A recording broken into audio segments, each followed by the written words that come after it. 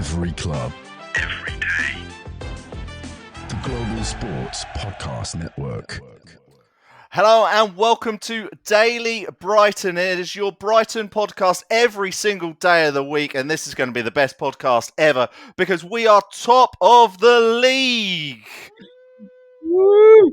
Absolutely hammered Everton 3-0. Farewell Goodison Park. That's how you're going to say goodbye to that ground, with a 3-0 hammering by the league leaders. Look, my name is Richard Parr. I'm here on the Daily Brighton podcast, and I've got my guys Joe and Jamie ready to dissect this absolutely banger of a contest between these two sides. Let's kick off with you, Joe. What did you make of that? Oh, do you know what? This win was so sweet. It was so sweet because on Friday, I hope you guys, we had to speak to the Everton boys and they were predicting 3-0 Everton. They were talking all this rubbish, right? All of this absolute wass, right? Waffle, if you like. And look, it was we weathered the storm for a little bit in the first, I say storm, it wasn't anything that mad, to be honest with you. But obviously, we ended up just dominating the game, which myself and Guerra predicted anyway. And I think it could potentially have been more. But yeah, no, it was a great watch, and we looked absolutely breathtaking going forward. So we really did, and I think that sums up the first goal that we saw in the game around about the 26th minute mark. Jamie, just tell us about this goal from Matoma, because it was wonderful build-up play from the other winger. Oh, well, if you go back all the way to the start of how we even got the ball, and that was a great counter-attack in terms of getting the ball, Matoma winning the ball back in our own box, breaking free. The pace is too much to handle for the old Everton lads in midfield.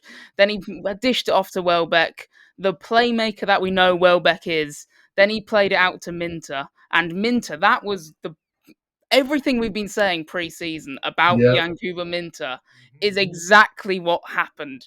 He is so good on the ball, so quick, can go both ways. Like we said, the unselfishness that we've spoken about in the past before, it is the burst of pace past Mykolenko. A little touch away down the side, because Mykolenko was scared of whatever way he was going to go. And then a lovely little ball through to Matoma, who Matoma needs a lot of credit. Minter's getting a lot of credit for the great little shake away and then the cross. But Matoma needs a lot of credit for carrying on that run from our own box, driving forward with the ball, dishing off to Welbeck, and then continuing that run to the back post where Minter could easily find him. But if that's not exciting for Brighton fans, then we don't know what is. Yeah, Brighton didn't have Matoma for a long part of last season, and I think he showed his immediate impact in this game and how important he's going to be for this club moving forward.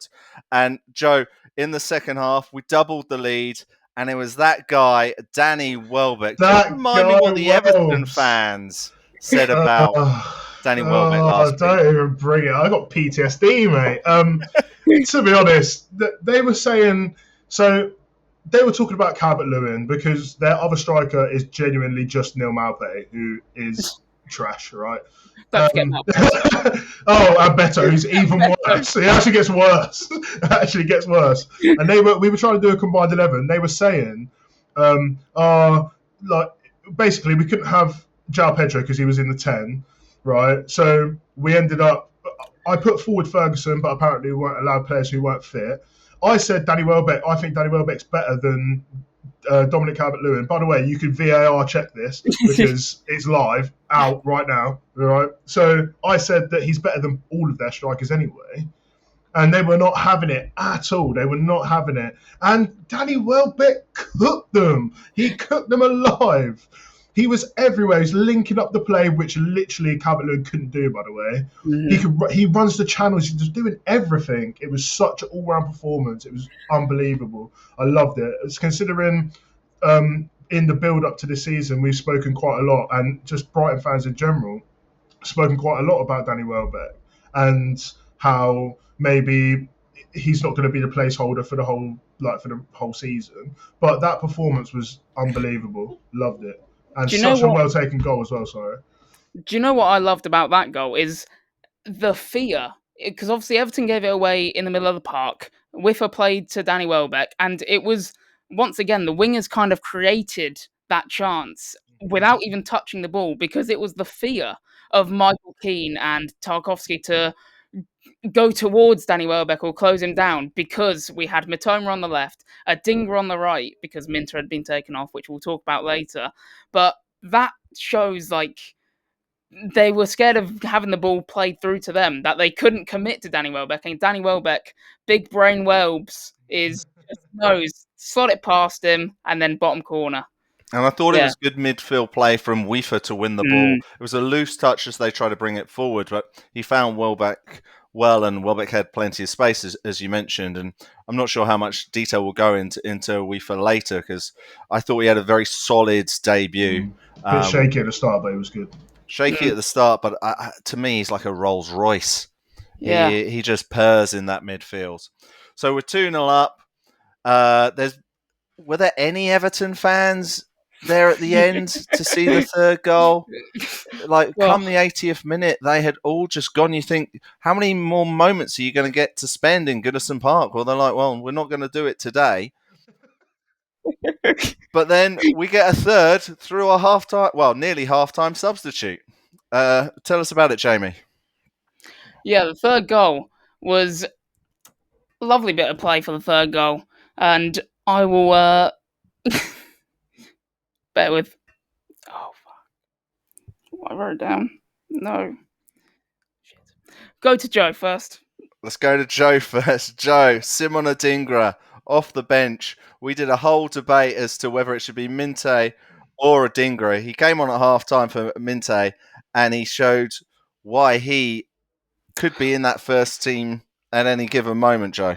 Yeah, so listen, the greatest thing about having these wide players and so much option in the wide positions is the fact that when Mintez obviously had a really, really good debut, and then when he comes off with the concussion, whatever you want to say it is, and that drop off in quality is normally is quite big, but the drop off in quality from Minte to Adingra the gap isn't that large, and you can see that just by, to be honest, just the way that the goal was taken. It was so good, and considering that there's been quite a lot of talk about his future, potentially him moving or going to Arsenal or anything like that. But I just think that at the end of the day, we've got a player in there who's good enough to start for so many different teams in the Premier League, and to be able to come on, put that all aside, and put in that performance and grab the goal it's a credit to his mentality, to be honest. But Jamie, what you're back now, back in the room. What were your thoughts, mate? Yeah, I had a bit of a howler there. I was mixing up the third and the fourth, and I was thinking, what one was the third? Right, the third. We scored so many. You got to forgive me for this. Yeah, the third goal. What I liked most about it, this is what I was going to say, is the beauty of, like, it was so quick in terms of the beautiful outside the boot pass by Danny Welbeck to Adingra, and then the Adingra just beautifully just cutting in like we know he's capable of, and then putting it past Pickford to the bottom left corner. And I think he did it on the fall as well, so that was even more impressive, the fact that he managed to keep his balance.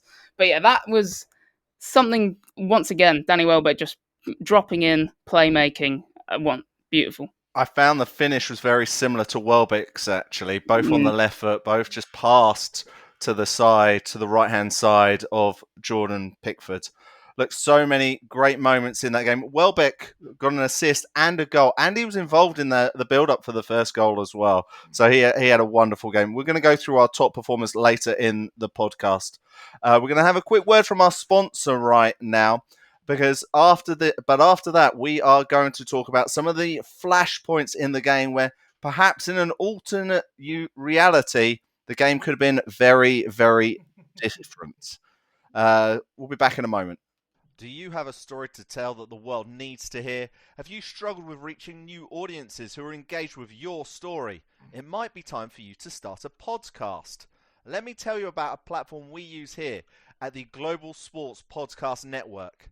Zencastr makes it easy to start a high-quality podcast built for growth from day one.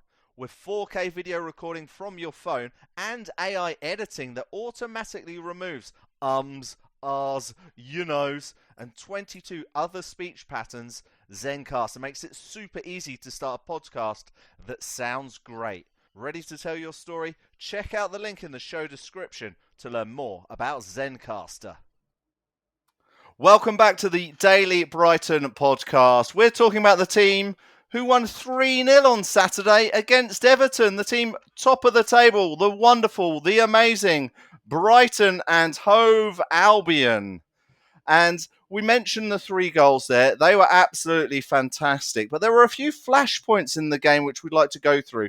But let's start with what happened just before half-time, because Yankuba Minte seemed to get a bit of a head injury, and then it appeared that the doctors felt that he couldn't continue due to concussion protocols. And then he pretty much, being a little bit exaggerative here, threw his toys out of the pram. What did you make of that, Joe? Because that's where we had the substitution for Adingra. Do you know what? I can understand it from both sides. I'm going to be very logical here. And I understand, because he was, as I love to say, he was cooking. He was cooking up something special. That performance, I reckon he would have scored, honestly, anyway, because he was electric on that right-hand side. And also, the tackle where he's actually gotten the injury was an amazing tackle. Unreal. It was unbelievable. It was so good. And I think when it comes to that sort of thing, they're qualified professionals, aren't they? Do you know what I mean? So the last thing that you want is for there to be an incident where he passes out or something like that. It's really just not worth it. So I think it was the right decision. He's obviously thrown his toys out of pram, probably just because he was a little bit, he thought that he could give more to the game, really. I don't know what your thoughts are, Guerra, mate. Yeah, so Jamie, I think I muted you not on purpose. So maybe just give yourself there you go. I think you're back. He's back again. Can we all hear me? Yeah, so we're I back, think you guys say throw your toys out the pram, and he threw his toys out the pram. I say there's a passion for the game there. He did not want to come off. He loved it. He knew he had Mikalenko on toast. He was rubbing his hands together, licking his lips, thinking, I've got this guy for pace any day of the week. I am having my way. And that's why he didn't want to come off. You mentioned the tackle. Incredible. It was so good. So well timed. We spoke about it last week, didn't we, Rich? We said his defensive attributes are what people that go underrated, because he's so good at so many other things. That's actually part of his game as well. He's willing to go back there and defend. And I think Mitoma also needs praise for that as well. He was often helping out Hinchelwood on the left, who, this is a little sidetrack note, I thought he was might have had a lesser kind of game against Jack Harrison. Jack Harrison may have had the better of him in some parts of the game, especially the early stages. But yeah, Minter, I thought that tackle incredible, and the fact he threw his toys out of pram, I think, is a promising sign, because it shows he clearly cares. 100%. Yeah, I think we'll go into more detail with the Jack Hinchelwood at left back in our Tactics Tuesday on the Daily Brighton podcast every day, wherever you get your podcast from. I loved it as well from Minte. You saw it last season when Salah was taken off by Klopp at Liverpool. Players want to play, so I love that. What I did find interesting was the medical staff then didn't do the same for Veltman in the second half when he had a head injury. Clearly they felt that wasn't quite as bad. Wonder if they were slightly influenced by the way that Minte reacted. We've got 2 other big flashpoints in the game, and the one which I think some of the Everton fans might be pointing at, the pretty biased commentator, Leon Osman, who was on co-coms for the World feed, he pretty much said that if Everton had got the penalty early in the second half, then it would have been 1-1 and the game would have been different. I'm not sure about that. I'm going to get you guys' view on that, of course, but let's just talk about what happened in the incident. Dominic Calvert-Lewin went down in the box under the pressure of Lewis Dunk. The referee pointed to the spot, then VAR reversed the decision. 2 questions to both of you. Was it the correct decision? And secondly, was it a game-changing decision? Jamie? Well, it was... Everton fans are going to disagree and they can keep on crying because that was 100% the right decision. Leon Osman, we watched the same stream or watched it on the same channel because I had that guy and he is as delusional as most Everton fans. So he was very, very biased in terms of, he was like, yeah, that's definitely a pen. It's not. Dominic Calvert-Lewin sees him sliding and then puts his foot on Lewis Dunk. That is not a penalty. Like, one thing to play devil's advocate, one thing I will say, it was rash from Lewis Dunk to go down in your box. What can you expect? Like, what are you thinking they're going to do? Like, they're clearly going to try and capitalize on it and look to get a pen like they did. And so that is the one thing that I think a bit of a stupid move, but not a pen, never a pen. Joe? I'm actually gonna. I agree that it's not a penalty, 100%, and I do have a little for the Everton fans and for Leon Osman. Womp womp. No, absolutely not. Wah wah wah. Stop crying, right? Because regardless, I don't think it would have. It would have obviously changed the tide quite a lot, but I think that overall they didn't. Once Brighton got into that sort of like that into that flow, I didn't think they stood a chance. But I don't think that Calvert-Lewin was looking for it personally. I don't think that he made the contact himself or was looking for the contact.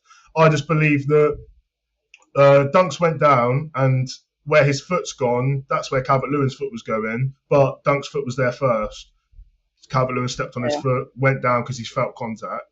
And that was it. I don't really think I think it gets overturned everywhere pretty much. I don't think he even fell down because he felt contact. I think he genuinely felt. I think he genuinely slipped on Dunk's foot. Yeah, because I don't think that's necessarily a penalty. We're going to do one more thing. We're going to do it very quickly. I want to get your quick thoughts on this. Ashley Young, red card at 2-0 in the game. Was that the right decision by the referee? Yeah, well, this is why I don't think that would have changed the game, because this next red card, that is what changed the game. That is what allowed Brighton to play the attacking style of football and the beautiful football that we were so used to. And I'm not going to lie, we said it on the Friday pod, Joe, to these Everton fans, didn't we? We said there is no way a 39-year-old Ashley Young is going to deal with the pace of Mitoma or any of our wingers. Like, that was... How did Sean Dyche not see this coming? I could have seen that coming. That was... We did see it coming. It come from a mile off. There was no way. But yeah. We told them everything that was going to happen. I don't... one of them needed to email Sean Dyche or something to get some sort of contact, a line of communication, because I told them, and again, VAR check this, I told them exactly how he would score the first goal. Exactly. If the guys from the Everton pod had stayed at Goodison Park, it was so empty in there, they could have just shouted over Dyche. It hurt. There are so few in there. What I love, though, is Young gets sent off in the 66th minute. To your point, Jamie, I completely agree that at that point the game becomes over.